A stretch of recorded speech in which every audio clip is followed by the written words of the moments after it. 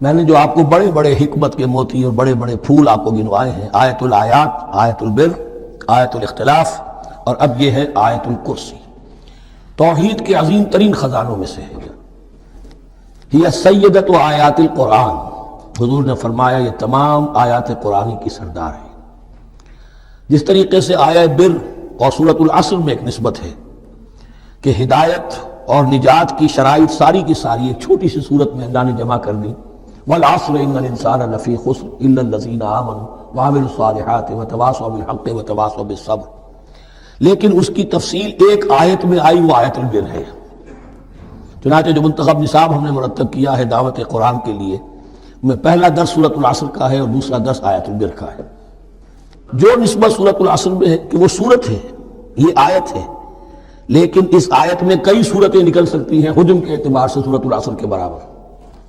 یہی نسبت ہے سورہ اخلاص میں، 4 آیتیں، توحید کا عظیم ترین خزانہ، اور یہ آیت الکرسی، یہ آیت ہے سورہ اخلاص، اس میں 4 بن جائیں گی حجم کے اعتبار سے، لیکن اسے حضور نے ثلث قرآن قرار دیا ہے۔ توحید کے موضوع پر جامع ترین سورۃ الاخلاص، لیکن توحید اور خاص طور پر توحید فی الصفات کے موضوع پر عظیم ترین آیت یہ آیت الکرسی ہے۔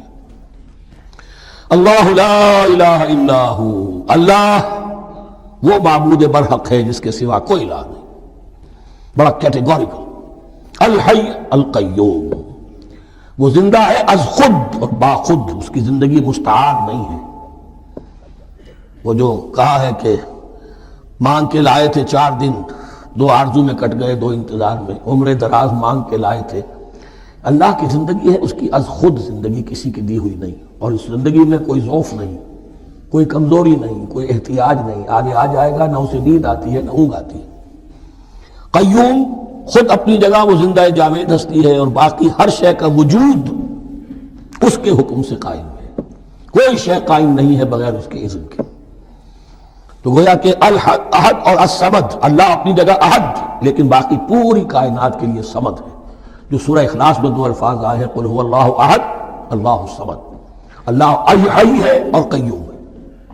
لا تأخذہ سنۃ ولا نوم، اس پر غالب نہیں ہو سکتی نہ نیند نہ اونگ۔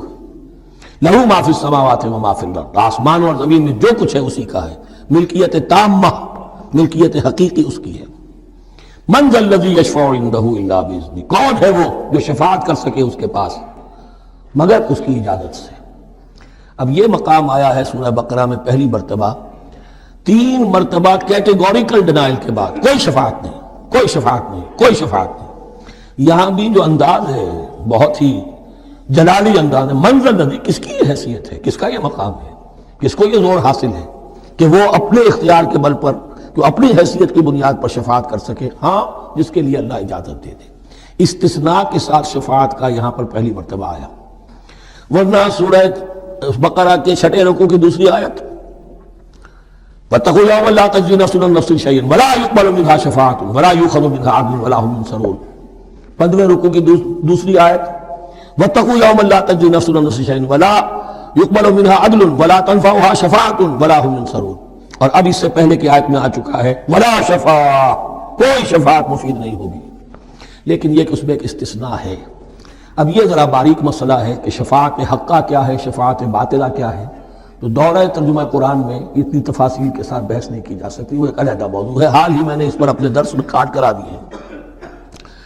یعلم ما بین ایدیہم وما خلفہم، وہ جانتا ہے جو کچھ ان کے سامنے اور مجھ کو پیچھے ہے۔ عام طور پر دنیا میں ہم سفارش کرتے ہیں تو کہتے ہیں کہ بھئی میں جانتا ہوں اس شخص کو بہتر، اصل میں جیسا کچھ یہ نظر آتا ہے ویسا نہیں ہے، یا جیسا کچھ فیکٹس آن دی فائل آ گئے ہیں وہ بڑے ہی ڈیسیونگ ہیں، اصل حقائق کچھ اور ہیں اس کیس کے، وہ میں آپ کو بتاتا ہوں۔ یہ بات اللہ کے سامنے کون کہہ سکتا ہے، جبکہ اللہ تو جانتا ہے جو کچھ ان کے سامنے جو کچھ ان کے پیچھے ہے، اور ان کا حال یہ وَلَا يُحِيطُونَ بِشَيْءٍ مِّنْ عِلْمِهِ إِلَّا بِمَا شَاءَ، اور وہ احاطہ کر ہی نہیں سکتے اللہ کے علم سے کسی شے کا سوائے اس کے جو اللہ چاہے۔ باقی ہر ایک کے پاس علم جو ہے اللہ کا عطائی علم ہے، دیا ہوا علم ہے، محدود علم ہے، بڑے سے بڑا رسول ہو، بڑے سے بڑا ولی ہو، بڑے سے بڑا فرشتہ ہو۔ لا علم لنا الا ما علمتنا، ہم پڑھائیں 4 رکوع میں، تو کون کہہ سکتا ہے؟ من ذا الذی یشفع عنده الا باذنہ یعلم ما بین ایدیہم وما خلفہم ولا یحیطون بشیء من علمہ الا بما شاء وسع کرسیہ السماوات والارض۔ اس کی کرسی تمام آسمانوں اور زمین کو محیط ہے۔ اب کرسی کے دو مفہوم یہاں ہو سکتے ہیں، ایک تو یہ کہ اس سے جو معنی مراد ہے یعنی اس کا اقتدار، اس کی قدرت، اس کا جبر، اس کا اختیار، یہ اتھارٹی پوری کائنات کو۔ ایک یہ بھی ہو سکتا ہے کہ اللہ تعالیٰ کے لیے ہم نہیں جان سکتے، یہ آیات متشابہات میں سے ہیں کہ کوئی شے بھی ہو واقعتاً جس کو ہم اسے کرسی کہہ سکیں، عرش، کرسی، ان سب کے بارے میں یہ دونوں باتیں ذہن میں رکھیے۔ یہ بھی ہو سکتا ہے کہ ان کی کوئی مجسم حقیقت ہو جو ہمارے ذہن سے، ہمارے تخیل سے ماورا ہے، اور یہ بھی ہو سکتا ہے اس سے استعارہ مراد ہو۔ اس کا اقتدار و اختیار آسمان اور زمین پر چھایا ہوا ہے۔